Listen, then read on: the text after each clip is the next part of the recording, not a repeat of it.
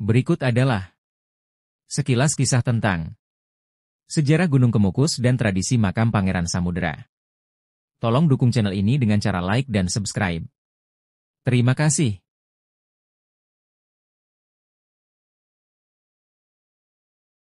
Gunung Kemukus merupakan salah satu unggulan destinasi wisata di Kabupaten Sragen.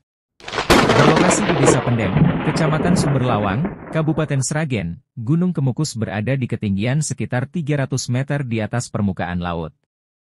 Di tempat inilah dimakamkan seorang putra dari Raja terakhir Majapahit yaitu Prabu Brawijaya V dengan seorang selir, yang bernama Pangeran Samudera. Hasta, seorang juru kunci makam Pangeran Samudera saat ditemui di Gunung Kemukus, Selasa, 2 Juli 2024, menuturkan bahwa sampai saat ini makam Pangeran Samudera masih sering dikunjungi oleh peziarah dari luar Sragen dan turis mancanegara. Khususnya di malam Jumat Pon, hari di mana Pangeran Samudera wafat, ramai pengunjung mengadakan tirakatan, tawasul, dan tahlilan di wilayah ini. Kisahnya bermula ketika Pangeran Samudera diutus oleh guru spiritualnya yaitu Sunan Kalijaga untuk menyiarkan agama Islam di wilayah Grobogan, Sragen, Solo, dan Karanganyar. Perjalanannya dimulai dengan menemui saudaranya, Kiai Ageng Gugur, di Candi Cetho Gunung Lawu. Setelah beberapa bulan singgah di pesanggarahan Kiai Ageng Gugur, Pangeran Samudera berniat kembali ke Kesultanan Demak Bintoro, tempatnya memperdalam ilmu agama Islam setelah kerajaan Majapahit runtuh. Sayangnya, dalam perjalanan pulang tersebut Pangeran Samudera jatuh sakit di Dusun Bogorame. Ia menempuh perjalanan dengan tubuh yang sempoyongan hingga tiba ke sebuah desa yang kini disebut sebagai Desa Doyong. Dalam bahasa Indonesia Doyong berarti hampir jatuh atau sempoyongan. Pangeran Samudera melanjutkan perjalanan ke utara dan berhenti karena raganya kembali melemah. Desa ini sampai sekarang dikenal dengan Desa Mudro diambil dari nama Pangeran Samudera dalam aksen Jawa yaitu Samudro.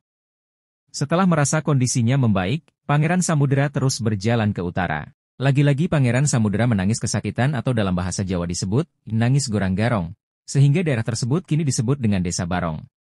Namun Pangeran Samudera terus menguatkan diri untuk meneruskan perjalanan, ia terus berbelok ke barat hingga sampai ke sebuah daerah yang kini dikenal dengan nama Desa Kedunguter. Konon katanya, nama Kedunguter ini diambil dari kata, muter-muter, atau, berputar-putar, karena ketika sampai di daerah ini Pangeran Samudera merasa kepalanya sangat pusing. Di desa inilah kondisi Pangeran Samudera memburuk hingga mendapatkan perawatan dari warga setempat, sampai akhirnya Pangeran Samudera pun wafat di usia yang masih sangat muda. Garis keturunan Pangeran Samudera yang berasal dari keluarga kerajaan ini, mengharuskan Pangeran Samudera dimakamkan di tempat yang lebih tinggi daripada masyarakat biasa. Satu-satunya tempat tertinggi kala itu adalah sebuah hutan belantara yang belum bernama. Tempat itulah yang sekarang disebut dengan Gunung Kemukus. Nama Gunung Kemukus berasal dari sebuah keajaiban yang muncul setelah Pangeran Samudera dimakamkan. Setiap pagi di musim kemarau, di atas makam Pangeran Samudera terlihat embun berbentuk kerucut atau kukusan. Terkait dengan stigma negatif yang melekat dengan destinasi wisata religi ini, Hasta menceritakan bahwa hal tersebut bermula dari miskomunikasi antara pendahulunya dengan pengunjung dari luar Jawa.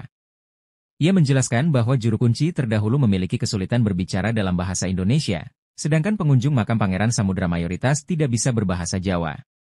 Mbah saya memberi saran kepada pengunjung agar berziarah ke makam Pangeran Samudera diibaratkan mendatangi demenan atau kekasih, yang diartikan walaupun hujan angin badai pun tidak masalah. Tetapi pengunjung itu tadi salah kaprah mengartikannya, mereka kira kalau datang ke sini harus membawa pacar. Jelasnya, ia menegaskan bahwa tidak ada syarat khusus bagi peziarah untuk mendatangi makam Pangeran Samudera, cukup dengan membawa bunga untuk tradisi tabur bunga dan berdoa menurut kepercayaan masing-masing. Jangan meminta ke Pangeran Samudera, cukup doakan beliau. Berdoa hanya kepada Tuhan Yang Maha Esa, tegasnya. Hasta berharap, tidak ada lagi pengunjung yang menyalahgunakan makam Pangeran Samudera, mengingat Pangeran Samudera adalah seorang wali Allah yang meninggal dalam ikhtiarnya menyebarkan ilmu agama Islam.